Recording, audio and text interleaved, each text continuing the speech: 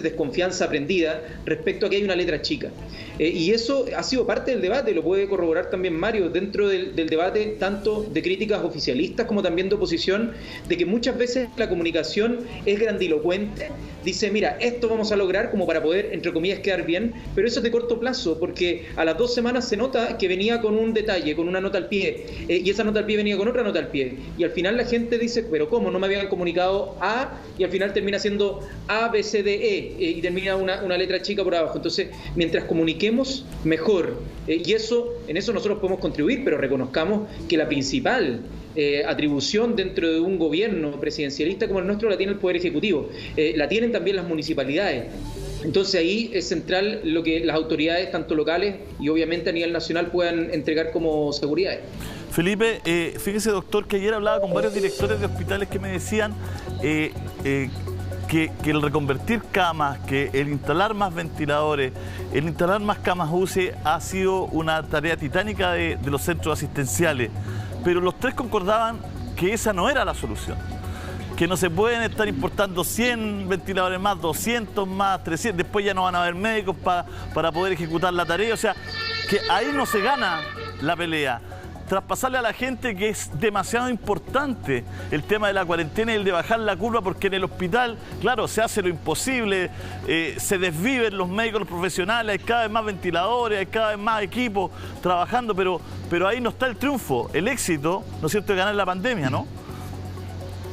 Correcto, o sea, lo hemos dicho hace mucho tiempo, que el tema, si bien es cierto, es súper importante hacer un tratamiento de aquellos enfermos que necesitan ventilación mecánica, que necesitan oxigenoterapia, la gracia está en esto, en la prevención. Y la manera que podemos prevenirlo, no sacamos nada con tener más ventiladores, más médicos, más salas de tratamiento intensivo que se nos van a acabar. Sí, indudablemente en Chile es imposible que haya médicos para todos los ventiladores que van a llegar, es imposible que hayan salas de atención de intensivo, porque se van a llenar con profesionales que probablemente no manejan y la letalidad va a aumentar. Por lo tanto, ¿dónde tenemos que hincar el diente? Entonces, en la prevención. ¿Y cómo podemos hacerlo? Insistir en todas las medidas que hemos dicho, lavado de manos, distancia social, mascarilla, pero tampoco endiosar cada una de estas cosas, porque de repente nosotros mismos y los servicios de comunicación dan como recetas mágicas, que salió este medicamento que nos va a salvar, que salió esta droga que nos va a salvar. Eso tampoco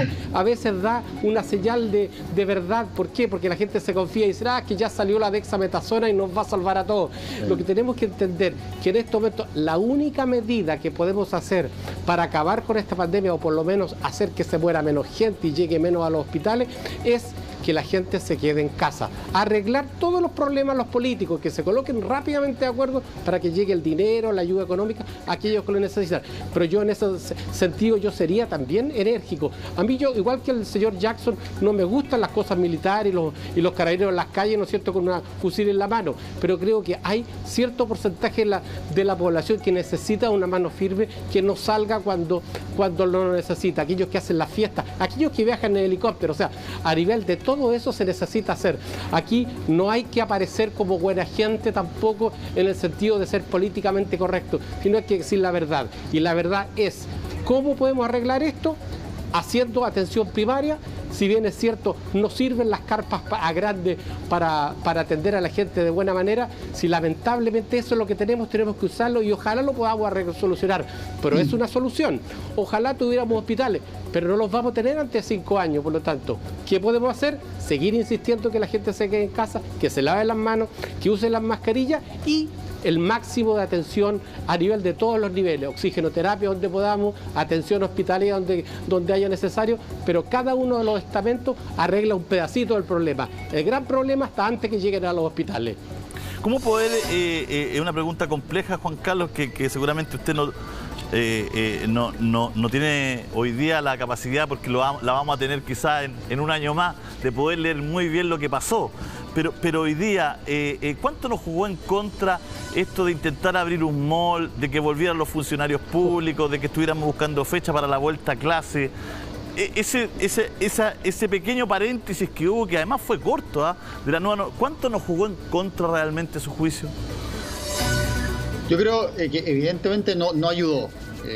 Se generó un mensaje contradictorio en que se dio una idea de que ya estaba esta crisis superada, Y eso no era real. En verdad lo que teníamos era información que era insuficiente, no sabíamos efectivamente dónde estaban los enfermos, cuántos eran, habíamos perdido de vista los contactos, todos los días 11.000 contactos no eran localizados, entonces de verdad estábamos navegando a ciegas, pero de repente sentíamos que lo teníamos todo controlado. Creo que hay que dar vuelta a la página a eso, hubo un cambio de ministro, eso creo que ha sido positivo, llega con una nueva actitud y el ministro tiene una gran tarea que es recuperar la confianza en la gestión ¿sabe por qué sanitaria? se lo preguntaba, Juan Carlos? Porque uno desde lo más profundo del alma, yo creo todos, entendemos que el Ministerio de Salud y toda la gente está tratando por hacerlo bien, por salvar vidas, y no tienen ninguna mala intención, digamos.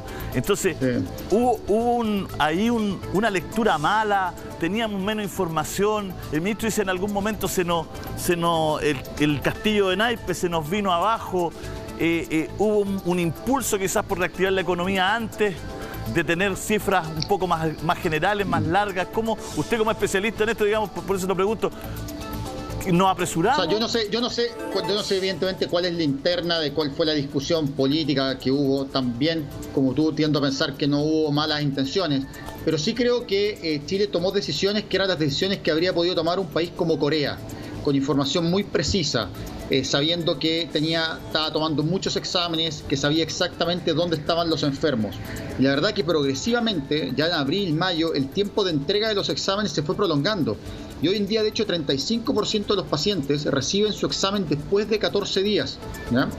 11.000 contactos no eran localizados. Entonces uno se pregunta, bueno, ¿cómo yo podía decir, mira, voy a hacer una cuarentena en un sector de Ñuñoa, solo en la parte norte, en la parte sur, en la parte oriente?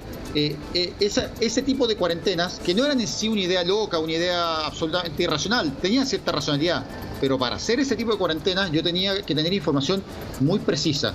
Y yo creo que justamente el error que se cometió fue tener una confianza desmedida en la precisión de nuestras cifras, de la capacidad que teníamos de ubicar a los enfermos. Y no la teníamos. De hecho, te doy solo un dato. El 21 de marzo, el Consejo Asesor dice, textual, que 90% de los pacientes no se encuentran bajo supervisión o aislamiento médico, cuando solo teníamos 430 casos. Y ya cuando solo teníamos 430 casos en total, te estoy diciendo, o sea, esos eran todos los casos que había en el país diagnosticados, había 100 de esos casos que no estaba hecha la trazabilidad de los contactos. O sea, nosotros ya desde el 21 de marzo no sabíamos dónde estaban los contactos. Entonces, eso hacía pensar que nuestra información no era la adecuada. Y creo que ahí está también la lección que hay que aprender. Y hay que decir, mira, ¿sabes qué?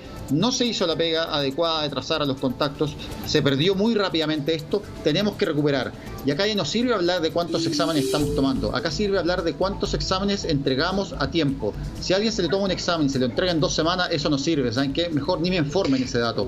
Dígame qué porcentaje de los pacientes recibe su examen a tiempo, qué porcentaje de los contactos son ubicados en un periodo razonable desde que se sabe que fueron contactos. Esas son las nuevas métricas. Quizá hay que trabajar con los síntomas, si estamos con eso, hay que trabajar, Mario, con los síntomas de inmediato. Una persona con síntomas a cuarentena al tiro. También. Y no estar esperando, Mario. Disculpe, Juan Carlos. Mira, primero, derechamente creo que no fue aceptado por un error el retorno seguro. Y eso lo dije en su minuto públicamente. No compartí esa idea. Lo dije, lo están haciendo países que ya han superado las etapas en que está Chile. Nosotros idealmente deberíamos tener muchísimos más testeos. 19.000 es poco. Los países que salieron por arriba de esta testeaban a todo el mundo, no solo el que tenía síntomas.